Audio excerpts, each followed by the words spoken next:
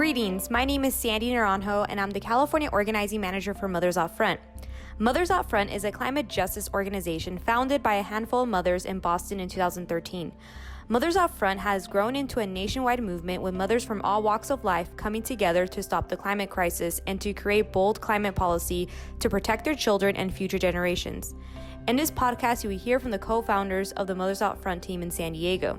These mothers in San Diego are notable leaders in their respective communities and are eager to mobilize the San Diego region to become the leader in stopping the climate crisis.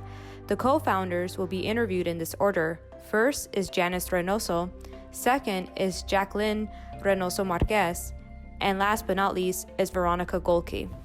I got involved with Mothers Out Front because I believe in preserving our planet, nuestra tierra madre, madre tierra, here, and wanting to make sure that my children and my future grandchildren have a planet and a community that they can thrive in and be healthy in. So what are the type of campaigns that excite you for Mothers Out Front?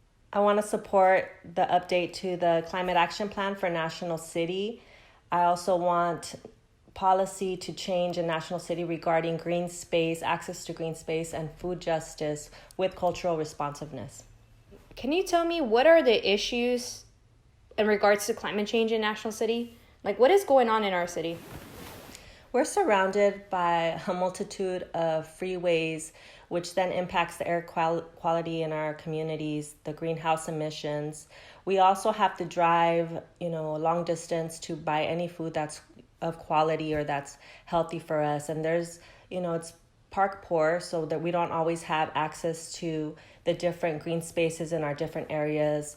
Some of the land has been contaminated, and, the community's working to resolve that. But there is a lot of disparities that directly affect the health of our community. We're talking 6 out of 10 people are dying prematurely by preventable causes that then cause diseases that doesn't allow us to live a healthy life. A lot of that is the air quality or the access or the lack of access to healthy and nutritious food or the lack of access to exercising in green spaces.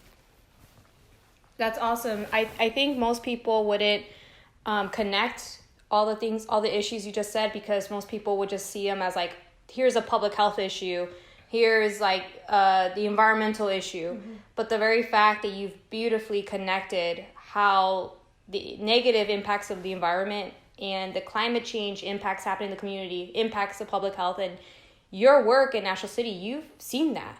And you've really helped transform people by giving them a space, right? Like, you gave folks a space where they can garden, right? Yes, we've given folks a space where we can garden. We're very conscientious of the land that we're on. We honor and give thanks to the Kumeyaay community. We are on Kumeyaay land, being here in San Diego and in the city of National City. So connecting it back to culture, connecting it back to history, sharing music and art in our programming, whether it's gardening, nutrition education, policy advocacy. We really want to bring a feeling and a sentiment of community and connecting that to almost a celebratory feel when we do accomplish, or when we're working together to accomplish health equity for our community, health equity and justice. And Janice, and what does it mean for mothers to take the lead in these issues? I heard a beautiful saying before, saying when you become a parent, it's when your heart is physically outside of you. And so when you have children and you get to nurture them and raise them, you learn that you're not just living for yourself, you're living for them, and you want to make sure that they at least have the basic essentials, that they're able to breathe clean air, that they're able to eat healthy food, that they're able to have shelter.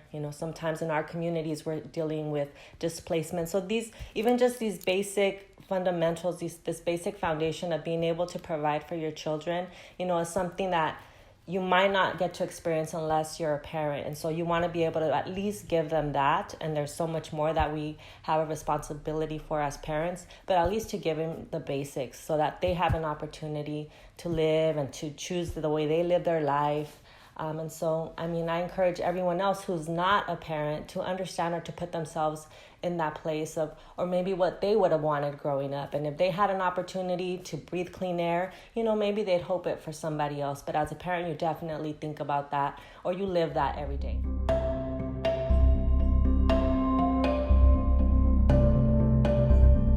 And Jacqueline, can you tell me what campaigns are you interested in doing in San Diego with Mothers Out Front? Transportation justice. Very recently, after I spoke at that, I kind of started thinking about like my carbon footprint more. And currently I'm commuting like 30 miles to school, and just because also like gas is so expensive right now for a student, so I started taking the bus, and it's like a 2.5-hour trip there, and then I take a 2.5-hour bus ride back home. So in my day, I'm like spending like 5 hours in public transportation, and I'm on the freeway. I'm looking out the window, and I'm just seeing like lanes and lanes and lanes of like standstill traffic.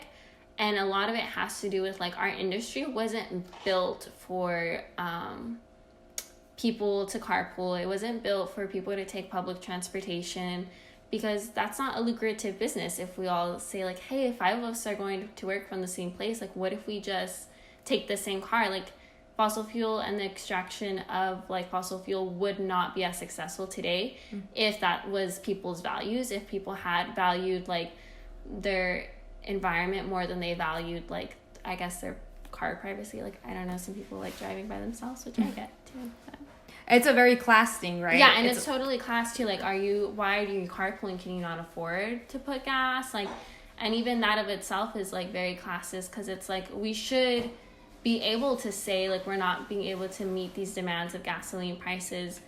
And yeah, like maybe we are broken. We all need to ride in the same car together. Like even the thought of families having 2 cars is such like a sign of wealth, and like, right. if families share cars, it's showing that they're poor. And it's just like capitalism has designed us to have our values in these things like cars and being able to drive yourself to work, instead of like how much you value the environment and like your carbon footprint.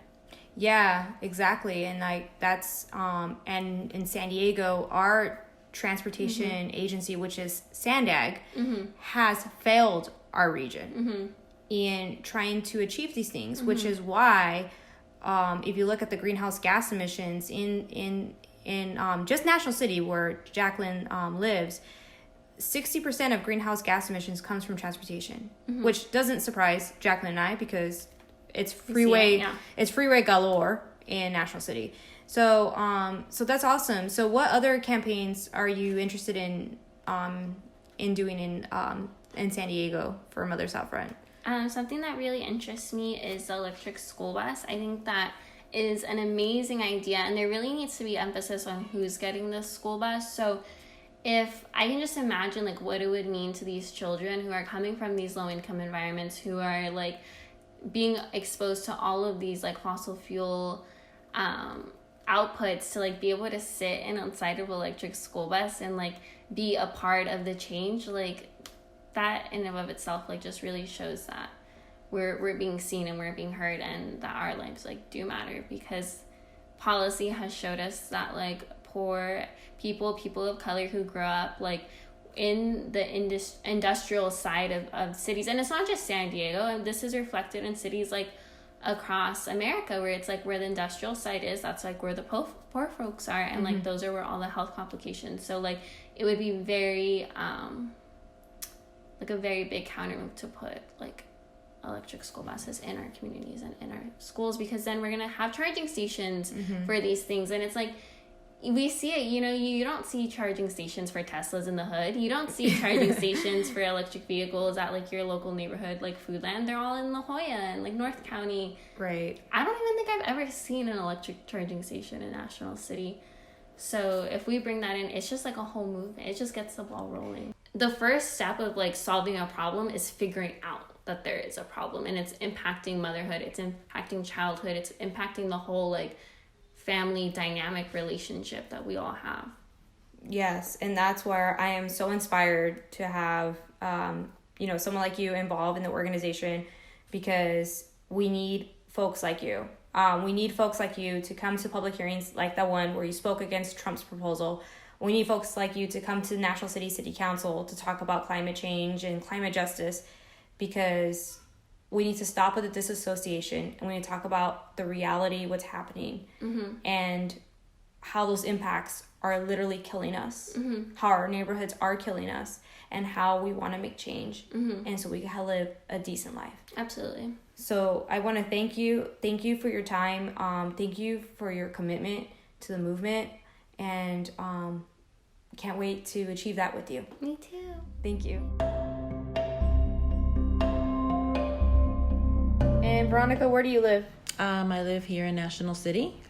And how did you get involved in climate justice? How I got involved was I would where I grew up, actually, in Barrio Logan. There used to be a lot of semi trucks going by right in front of my house. And then after a while, it stopped, and I didn't realize that it was actually the doings of Environmental Health Coalition that it stopped. Yeah. So I had no idea that's why those trucks were going by right in my street, right through my house. Yeah, so that's how I started. I got involved with Environmental Health Coalition through there. That's awesome. And all those trucks, how are they impacting your community when you were growing up? Safety was a big one for me. We couldn't play in the street, baseball or whatever, tag, or because they were constantly coming through. That and just the exhaust, it's chokes you. Yeah, so that was the impact. And that was the unfortunate reality in your community, and fortunately, having the Environmental Health Coalition, which is an environmental justice organization here in San Diego, they were able to advocate to say that this should not be allowed. Yeah, through my street. And then years later, when I started volunteering for Green Spaces, we had a little herb garden, and then I realized that some of the trucks were still going through the neighborhood, but just in different streets. And what interests you about Mothers Out Front?